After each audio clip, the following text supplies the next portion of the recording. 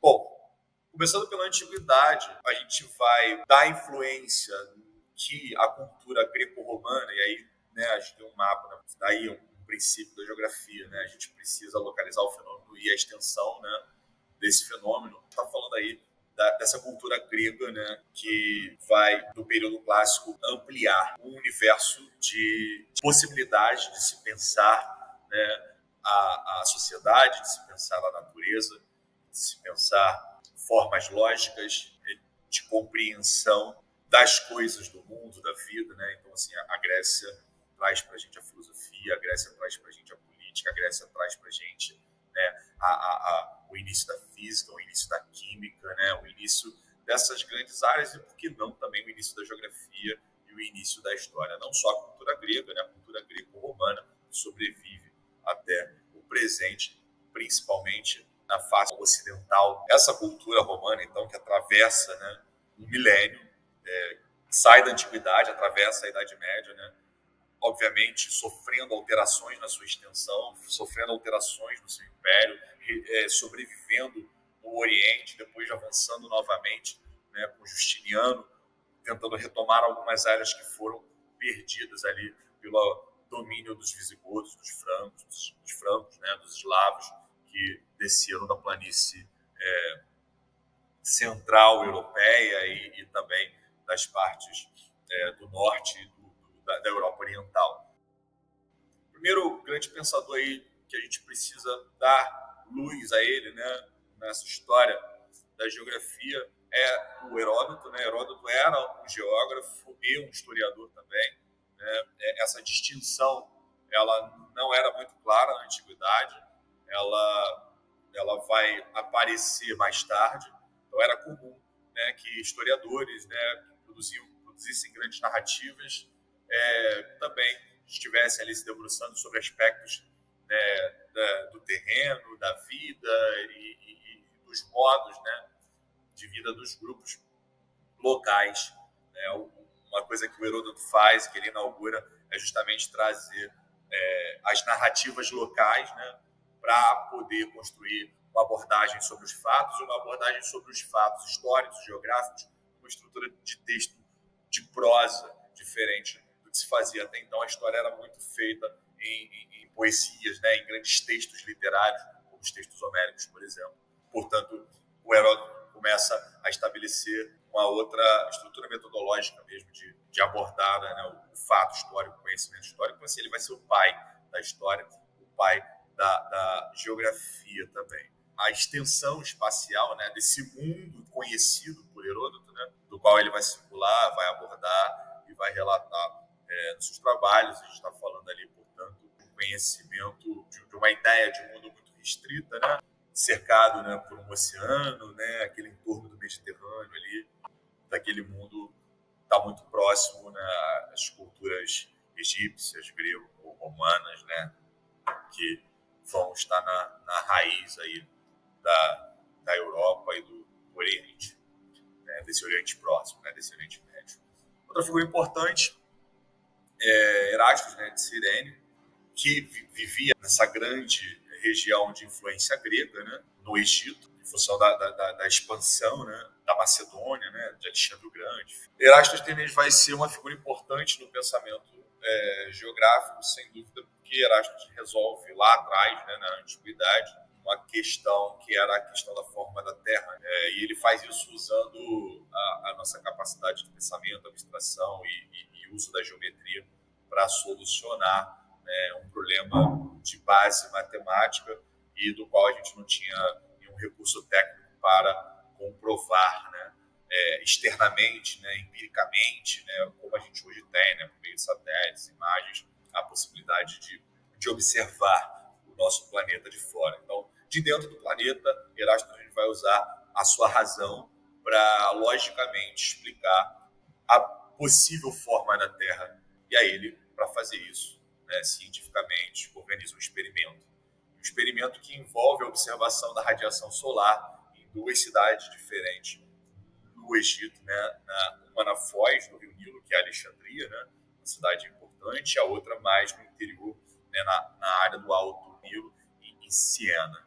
Erastóstenes Nesse experimento, ele observa a inclinação da radiação solar e ele percebe que em Siena a radiação ela bate de forma perpendicular ao chão, né, a água de um poço, enfim, existem alguns relatos diferentes desse experimento, mas o que interessa é que ele não percebia uma sombra se formando por conta dessa radiação. A gente está falando, então, de um momento de sol a pino, de um momento em que o sol não está possibilitando sombra naquele horário, mas naquele mesmo horário, obviamente, no outro dia, né, na cidade de Alexandria, Erastus observou que a radiação do sol produzia uma sombra e essa sombra era possível, a partir dela, calcular um triângulo e saber a angulação desse triângulo por trigonometria básica. Enfim, com a base e com a altura do triângulo, né, é possível se estabelecer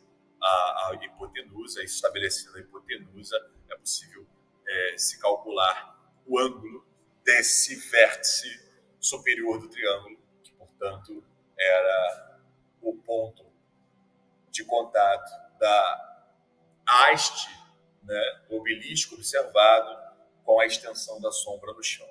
E essa angulação é uma angulação de 7,2 graus. Presta atenção nessa informação.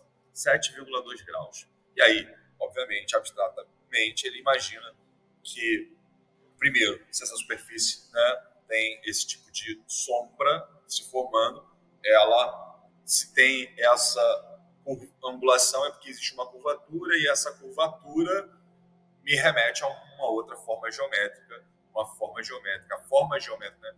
Os gregos olhavam para a natureza e buscavam na natureza a perfeição, né? Então, a forma perfeita, né, geométrica, que possui uma curvatura, é uma circunferência. Essa circunferência, portanto, tem 360 graus. Uma circunferência, um círculo perfeito, né, tem lá seus 360 graus. Qualquer círculo, de qualquer tamanho, 360 graus.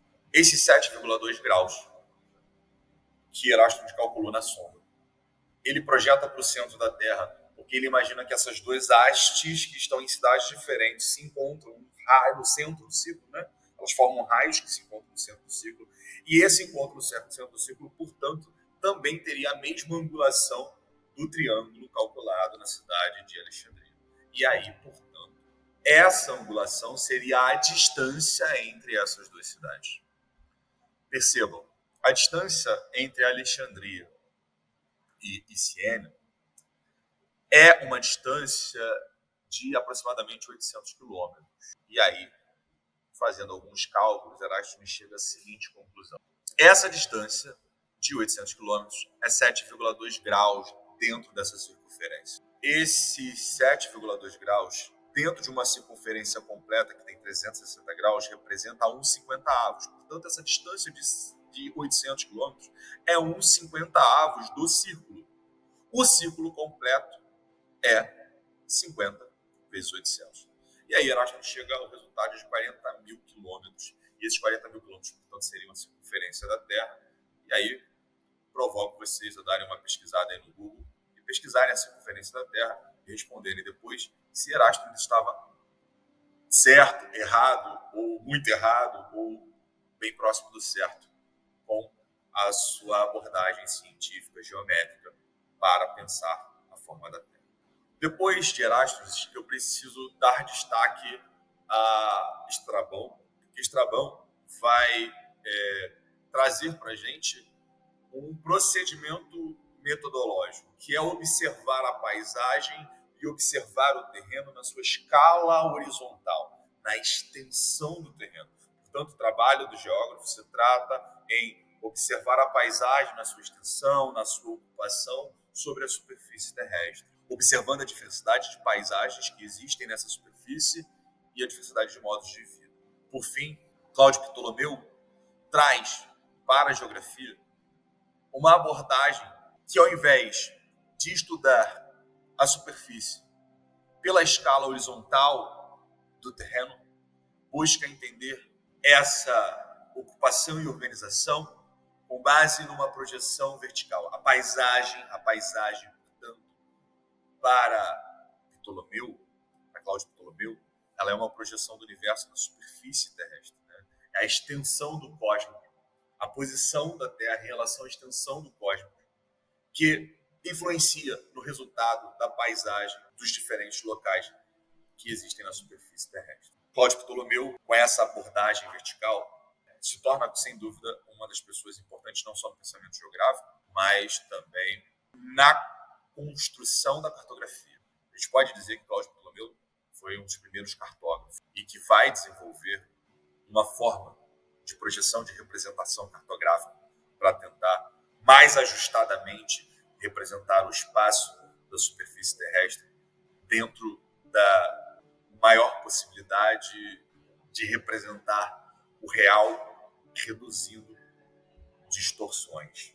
É importante destacar que o pensamento ptolomaico ele influencia no pensamento aristotélico e a concepção ptolomaica é a concepção de que a Terra estava no centro do universo. Né? Então, a Terra no centro do universo e a partir da Terra no centro do universo, olhando o cosmos para fora da Terra, vendo a Terra de cima, é possível compreender porque cada parte do conjunto Terra possui uma característica de paisagem distinta como influência dessa cosmologia na paisagem da superfície terrestre. Cláudio Ptolomeu, que escreve a sua obra Geografia, então, portanto, aí Geografia já aparece, né, como o nome usado para falar dessa área de conhecimento.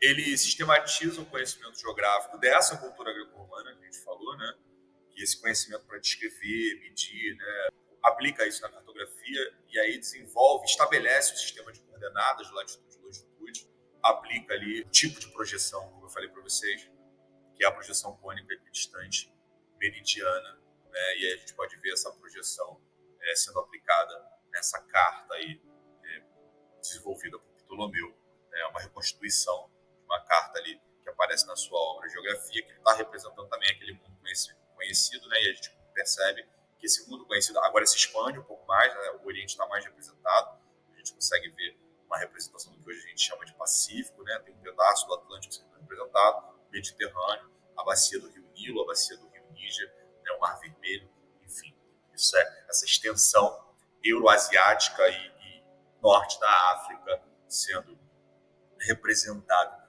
nessa projeção cônica desenvolvida por Cláudio Ptolomeu. Então é isso. A gente encerra aqui essa primeira abordagem sobre a geografia na antiguidade e nos próximos vídeos eu vou trazer para vocês os próximos tópicos desse curso, né, de História do Pensamento Geográfico, até a gente fechar esses elementos históricos e esses princípios que são importantes para que a gente compreenda o que é o raciocínio geográfico, para que a gente tenha capacidade de desenvolvê-lo nos educandos.